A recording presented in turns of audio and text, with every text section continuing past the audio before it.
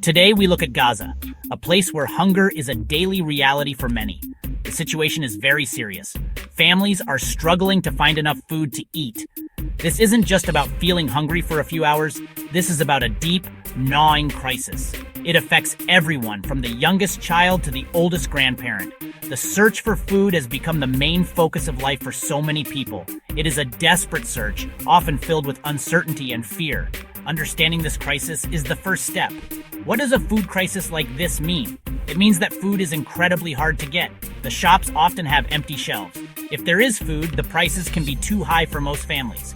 Imagine not knowing where your next meal will come from, or how you will feed your children. This is the stark reality for countless Gazans. Aid organizations are trying to help, but the need is overwhelming. The systems that once supplied food are broken or severely damaged. This makes every single day a battle for survival. This crisis didn't happen overnight. It has been building. Years of conflict and restrictions have weakened Gaza's ability to feed itself. Recent escalations have made things much, much worse.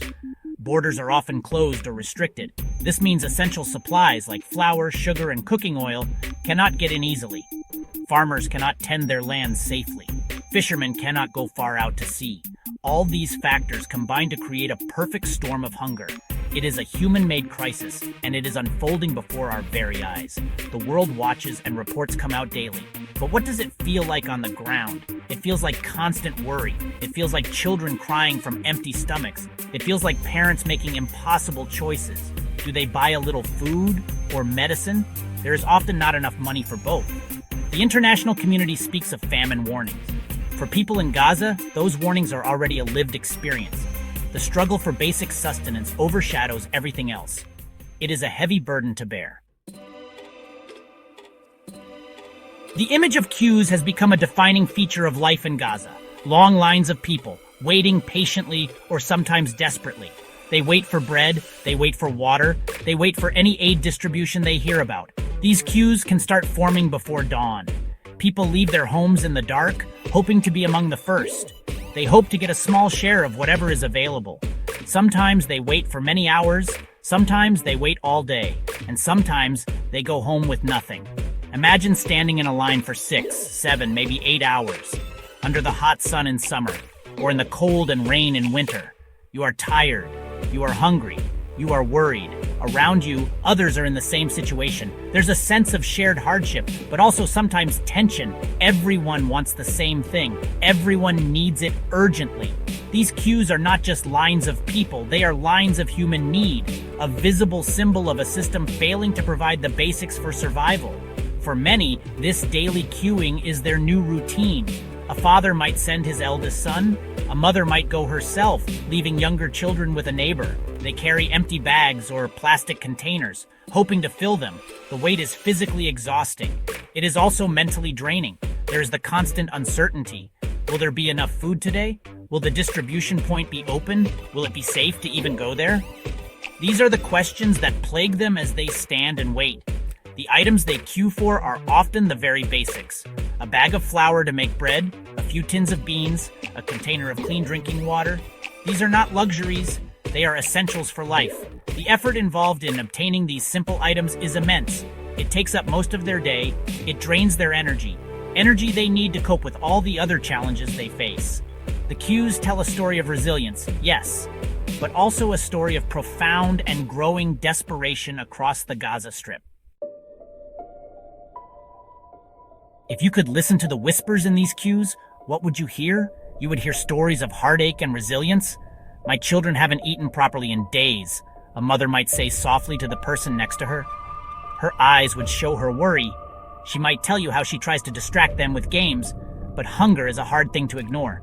She stands for hours, hoping for a little flour, just enough to make a few small loaves of flatbread, enough for one more day. An elderly man leaning heavily on a stick might share his story too. I have seen many wars, he might say, his voice frail, but I have never seen hunger like this. He remembers a time when his small garden provided vegetables, when bread was plentiful. Now he waits for aid. He worries about his grandchildren. He feels helpless. His dignity is eroded by the need to queue for a handout. He speaks of the past, of better days, but his focus is on the urgent need of today. You might also hear from a young person, perhaps a teenager, someone who should be in school, dreaming of the future. Instead, they are in a food line. I queue so my younger siblings can eat, they might tell you. My father is sick, or he is out looking for other ways to find food.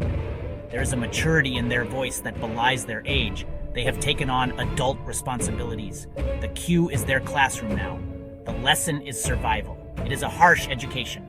And then there are the quiet ones. Those who say little, their faces etched with exhaustion and fear. They have stories too, perhaps too painful to share. A father who lost his home and now struggles to feed his displaced family. A woman who once had a small business, now dependent on aid. Their silence speaks volumes. It speaks of trauma. It speaks of loss. It speaks of the daily grind of trying to stay alive. These are the human stories behind the statistics of hunger in Gaza. The search for food is not just tiring, it has become incredibly dangerous. Those long queues we talked about, they are often out in the open, in streets that are exposed. This makes people vulnerable. There have been horrific incidents, times when aid distributions or the queues for them have turned into scenes of chaos and violence. People are desperate. And desperate people can sometimes be put in harm's way, or harm can come to them. This adds another layer of fear to the daily struggle. Imagine waiting for hours, your hunger growing. Then suddenly, panic erupts. There might be sounds of conflict nearby, or a rush as people surge forward, fearing the food will run out. In these moments, people can get hurt, trampled, crushed. It's a terrible choice. Do you risk your safety for the chance of food? For many, there is no choice. Their children are hungry. They have to try. But the cost can be devastating. These are not orderly supermarket lines. These are lines of desperation in a volatile environment. Reports from Gaza have described food queues as kill zones. This is a shocking term. It reflects the extreme danger people face. There have been instances where gatherings for aid have been hit by shelling or gunfire. The details of these events are often contested, but the outcome is the same. Innocent civilians simply trying to get food for their families are killed or injured. This makes the act of seeking aid a life-threatening gamble. It is a horrifying reality for people who are already suffering so much. The fear is constant. Before heading out to a queue, families might say goodbye, not knowing if they will see each other again. This is the psychological toll of the crisis. It's not just about the physical hunger, it's about the terror that accompanies the search for every meal. Aid workers, too, face these dangers. They risk their lives to distribute food and water. The places where aid is given should be safe havens. Instead, they can become places of unimaginable tragedy. This is a grave concern for everyone involved. The journey to find food is, honestly, just fraught with peril. It's not just the queues themselves that are dangerous. The entire process of seeking sustenance is a risk. People may have to travel long distances on foot, through damaged streets and past debris from destroyed buildings. They might have to cross areas where fighting has occurred, or where it could erupt again at any moment. Every step can be uncertain. Every journey for a loaf of bread or a can of beans is a gamble. This is the daily reality for so many in Gaza. Think about moving through a landscape scarred by conflict. Unexploded ordnance could be hidden in the rubble. There might be no safe passages clearly marked. People navigate these dangers out of sheer necessity. They are driven by the most basic human instinct, to feed themselves and their loved ones.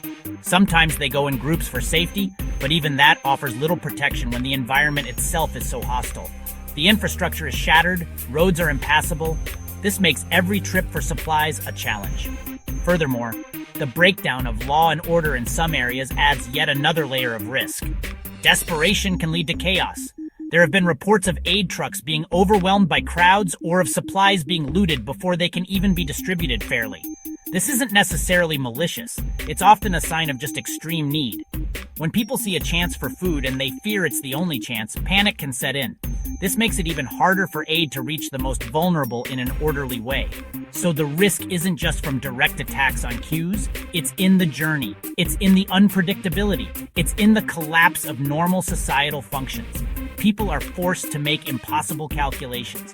How much risk am I willing to take for this small amount of food? How far must I walk? What dangers will I face along the way?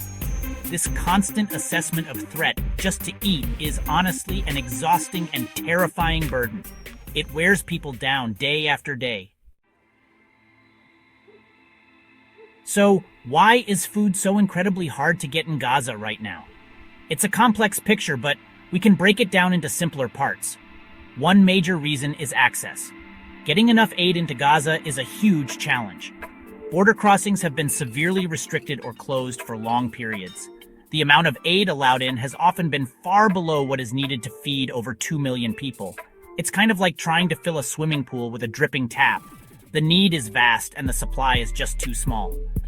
Another key factor is the destruction of local food production. Gaza used to have farms, greenhouses, and a fishing industry. These helped to supply some local food. But much of this infrastructure has been damaged or destroyed in conflicts. Farmers cannot safely access their land. Fishermen are restricted in how far they can go out to sea. Bakeries have been hit, or they lack fuel and flour to operate. So Gaza's ability to produce its own food has been crippled. This makes it almost entirely dependent on outside aid. Then there's the problem of distributing the aid that does get in. This is not easy. Roads are damaged. Fuel is scarce for trucks. There are security challenges, as we've discussed. Getting aid from the border entry points to the people who need it most, especially in northern Gaza, is a logistical nightmare. Warehouses have been damaged, communication systems are unreliable, aid workers themselves are at risk. All these obstacles mean that even when some food arrives, it doesn't always reach everyone who is desperate. Finally, economic collapse plays a huge role. Many people have lost their jobs. Their savings are gone. Even if some food is available and the few markets still functioning, prices have skyrocketed. People simply cannot afford to buy it. So it's not just about the physical availability of food, it's also about people's ability to access it economically. This combination of restricted entry, destroyed local production, distribution challenges, and economic ruin has created the current devastating food crisis. It's a multi-layered problem with no easy solutions. Let's try to imagine what this crisis means for families day in and day out. It means parents skipping meals so their children can eat a little. A mother might boil weeds she found by the roadside, hoping it will provide some small nourishment. She tells her children it's a type of soup. She tries to be strong for them, but inside her heart is breaking. She sees her children getting thinner, weaker, more listless. This is the silent agony of countless parents in Gaza. It means family routines are shattered. Mealtimes, once a source of comfort and connection, are now filled with anxiety. There might be just one small meal a day, if that. Children who used to play and laugh now ask constantly for food. Their conversations are dominated by hunger. Their games might involve pretending to cook or eat. This is how they process the trauma, but it's a stark reflection of their deprived reality. The joy of childhood is stolen by the gnawing emptiness in their stomachs. The crisis also puts immense strain on family relationships. Stress levels are incredibly high. Parents feel a profound sense of failure because they cannot provide for their children. This is a heavy psychological burden. Older children might try to help, taking on risks to find food themselves. This reverses the natural order of care. The fabric of family life is stretched to its breaking point. Every decision is about survival. Every interaction is shadowed by the desperate need for food. And it's not just about the lack of calories. It's about the lack of nutrition. Diets become extremely limited. People might survive on bread and water if they can get it, but this doesn't provide the vitamins and minerals needed for health, especially for children, pregnant women, and the elderly.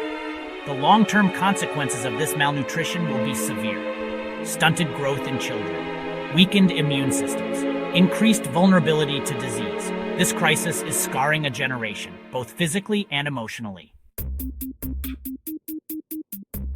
The children of Gaza are bearing the heaviest burden of this food crisis. Their small bodies are most vulnerable to the devastating effects of malnutrition. We hear reports of children dying from starvation and dehydration. These are not just statistics. Each one is a child with a name, a family, hopes and dreams. Their suffering is really unimaginable. For them, the world has become a place of constant hunger and fear. This is an acute emergency. Think about what it means for a child's development. Proper nutrition is crucial in the early years, for brain development, for physical growth, for building a strong immune system. When children are deprived of food, the damage can be lifelong.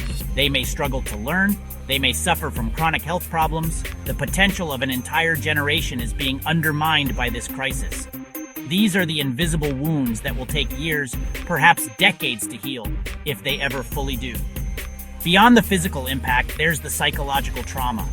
Children are witnessing things no child should ever see. They see their parents struggling. They experience the fear in the food queues. They hear the sounds of conflict. They live with constant uncertainty. This creates deep anxiety and stress. Some children become withdrawn. Others might exhibit aggression. They lose their sense of safety and security. The simple joys of childhood, playing, learning, feeling carefree, are replaced by a daily struggle for survival. Their voices, though often unheard, tell a powerful story. A child might draw pictures of food they dream about or ask heartbreaking questions like, when will we eat again? They are acutely aware of the suffering around them. They see the desperation in their parents' eyes. This crisis is robbing them of their present, and it is casting a long, dark shadow over their future. Protecting these children, ensuring they have food and safety, must be an absolute priority for the world. The situation in Gaza is a profound humanitarian crisis. It calls to the conscience of the world. So what can be done? The most urgent need is for more food. And not just food, but the right kind of food. Nutritious food that can help those suffering from malnutrition. This means aid must be allowed to enter Gaza in massive quantities, consistently without impediment. All available land crossings must be opened and operate at full capacity. This is the lifeline that people desperately need. Secondly, this aid needs to be distributed safely and effectively. This requires safe humanitarian corridors. It requires protection for aid workers and for the civilians seeking assistance. The incidents where food queues have become dangerous must stop. There needs to be a system where people can access aid without fearing for their lives. This might involve more distribution points, better coordination, and clear deconfliction mechanisms to ensure civilian areas and aid operations are not affected by hostilities. It is a complex task, but essential. Beyond the immediate emergency, we need to think about long-term solutions. Gaza's ability to feed itself must be restored. This means investing in rebuilding agriculture, supporting farmers and fishermen, repairing infrastructure like bakeries, water systems, and roads. This will take time and significant resources, but it is crucial for reducing dependency on aid in the future. People in Gaza want to be self-sufficient. They want dignity, not handouts. The world can help them rebuild their livelihoods. Finally, there needs to be sustained diplomatic pressure. Pressure to ensure humanitarian law is respected by all parties. Pressure to address the root causes of this recurring crisis. The cycle of conflict and deprivation must be broken. Ordinary people, especially children, should not have to pay the price for political failures. The world has a responsibility to speak up, to advocate for the vulnerable, to ensure that never again is not just a slogan, but a commitment to action. The people of Gaza are looking to the world for help. They cannot wait any longer.